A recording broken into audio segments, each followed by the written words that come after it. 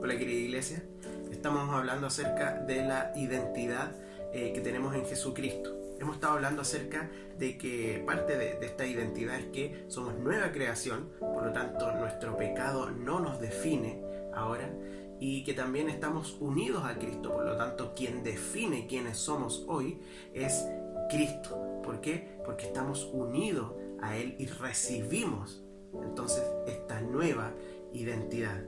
Hoy día vamos a seguir leyendo el texto que empezamos el video pasado en Efesios capítulo 1 versículo 4. Dice: según nos escogió en Él antes de la fundación del mundo para que fuésemos santos y sin mancha delante de Él. Acá hay dos partes de nuestra identidad. La primera es que somos escogidos. Dios nos escogió, nos seleccionó. Y fíjense cómo esta parte de nuestra identidad, y esta es una bendición también, es en Él. Eso es lo que dice el texto. ¿En quién? En Jesucristo. Nuevamente, esto de estar unido a Jesucristo es lo que permite que nosotros podamos ser quienes somos, en este caso escogidos. Dios nos escogió. ¿Cuándo?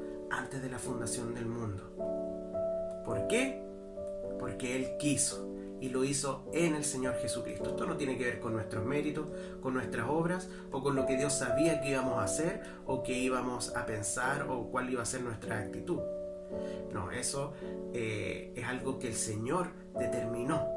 Y Él determinó que estuviésemos unidos a Cristo, incluso antes de la fundación del mundo. Por eso que Él nos escogió en Él, en nuestra unión con Jesucristo. Es tremendo.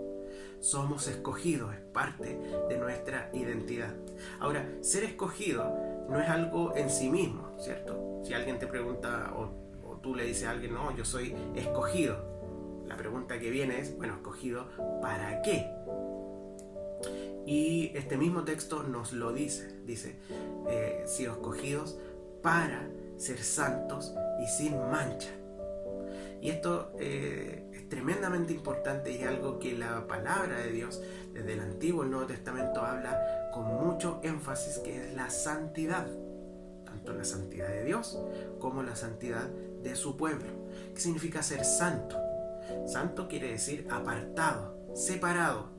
Y tiene dos aspectos que son importantes que podamos recordar y entender. Uno es, somos apartados y separados de algo, ¿sí? Por ejemplo, el mismo pueblo de Israel fue apartado, separado, había una distinción del pueblo de Israel con los otros pueblos que lo rodeaban y todas las otras naciones que habían en el mundo. Ya era diferente, había sido apartado de ellos, pero a la vez, y este es el segundo aspecto, fueron apartados y separados para Dios, ¿sí? Separados de, por un lado, y separados para otro lado. Este sentido de consagración, ¿sí? Por lo tanto, así como el pueblo de Israel fue apartado y separado y distinguido del resto de los pueblos para el Señor, para que ellos le sirvieran, lo conocieran, le obedecieran a Dios, asimismo tú y yo, nosotros que creemos en Jesucristo, también hemos sido apartados. ¿De qué? ¿Del otro pueblo? Sí, pero principalmente, y a lo que se refiere más que todo aquí, sin mancha, tiene que ver con el pecado. Tú y yo hemos sido apartados del pecado posicionalmente, porque todavía pecamos, pero posicionalmente, y porque estamos unidos a Cristo, quien es santo, es porque es que nosotros somos santos, ¿sí? Santos, la Biblia también nos insta a vivir en santidad, justamente porque somos santos y porque Dios es santo. ¿Sí? Entonces, pero nuestra identidad es que sí, somos santos. De hecho, Pablo en este mismo libro parte en su saludo refiriéndose a ellos como santos, y en muchos otros saludos en otras cartas él también les dice, se refiere a los cristianos como santos. Por lo tanto, tú y yo somos santos.